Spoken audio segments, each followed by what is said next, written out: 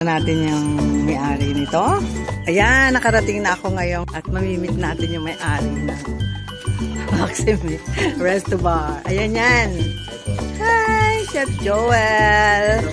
Iikot ako mamaya and then papanoorin din natin kung paano siya magluto.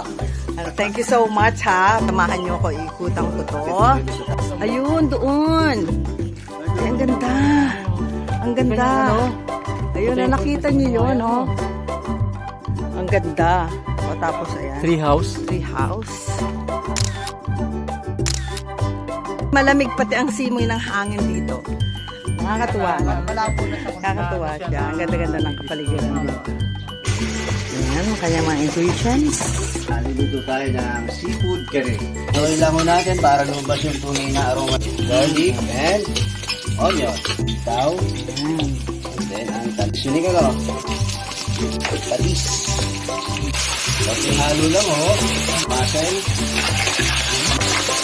Palimasag. Ano na, kapasama niya. Wow!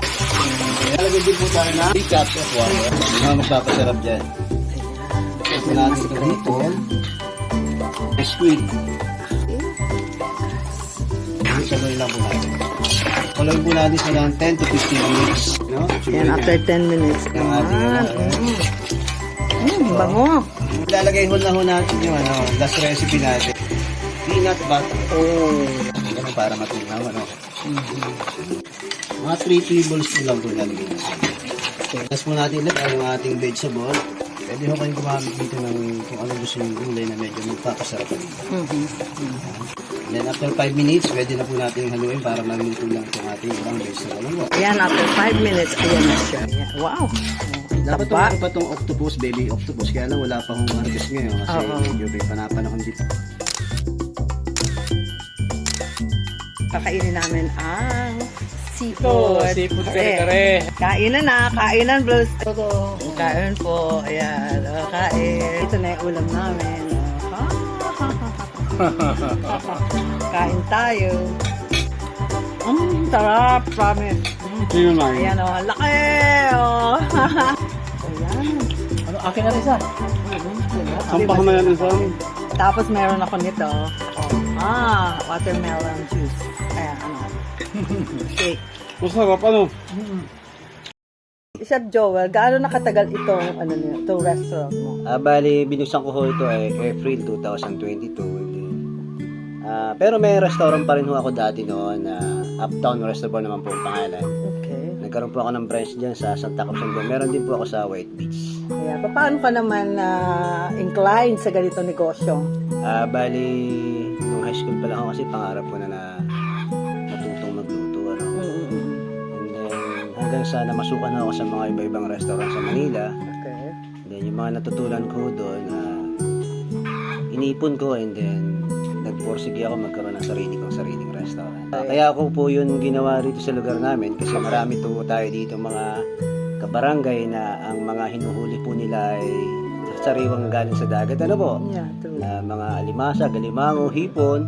Marami po tayo dito sa barangay Kayduki niyan. Kaya po yung mga huli nila nandito na ako na rin ho mismo yung bumibili.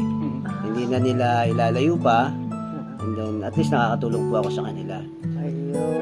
Tsaka kaya ko rin tinayo itong Kayduki Laksimi para makapagbigay din ako ng trabaho dito sa mga kabarangay ko. Tingnan nyo naman, noble. So noble, di ba? And so, ikaw rin yung nagluluto no? Ako rin po. Personalized talaga, no? Kailangan po talaga hands-on ka. Oo. At saka napansin ko, Chef, meron kang mga pananim dyan. Marami ho tayong vegetable dyan kasi mas maganda ho kasi yung sarili nating ani, ano? Yung mga kailangan ho natin sa ating mga recipe. Kukuha lang tayo dyan. Then may nagtatanim pa rin ho kami para mas marami yung aming ma-harvest, ano? Oo nga naman. Marami din ho tayong prutas dito na pag season ho ng mangga, siniguelas, Indian mango, yan ho yung ating binibigay na sa ating mga guests, sa mga customer. Wow. Yan ho yung free na. Free na yan.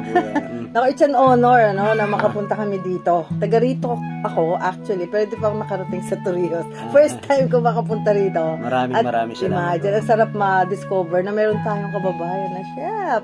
At nagkaroon ng desire talaga. Sa bagay, pag nagluluto tayo, parang binuso lang or what siya, iba, binigyan niya na kumbaga, wow, may eat. Kakainin mo talaga. Tsaka nasa puso rin po ang pagluto. Kailangan salamahan natin ang pagmamahal. Ayan, opo. Sa lahat ng ginagawa, di ba? Ang open ng ano mo, ng resto mo is from Nag-start po 9. tayo ng 9 a.m. to 10 p.m. Pero pagka may mga dumadating pa naman, open pa naman kami. Minsan naabot po kami ng 12. Wow. Kasi malayo po ito, tapos sinasadya pa nila. Magaling sila sa malalayong lugar. Kaya ang ginagawa ho namin, tinatanggap pa rin ho namin sila. And then, ang serving po ng pagkain namin dito, hindi ho kayo malulugi kasi marami. Kasi ang iniisip ko ho, malayo ang pinanggalingan nila. Gusto ko pagdating nila dito at aalis nila dito, sila'y busog. That's true. Para satisfy ho yung pagod nila sa pagpunta rito. Kasi ito pong lugar namin ay sadyain. Invite ko po kayo dito sa kay Duque Laksime. Yeah. Ito po ay dito sa barangay kay Duque, Torrijos, Marinduque. Yeah. Pagpalang araw po ay maraming salamat. Thank you so much. Thank you po ma'am. Salamat po sa inyo. Thank you so God much. bless po. God bless.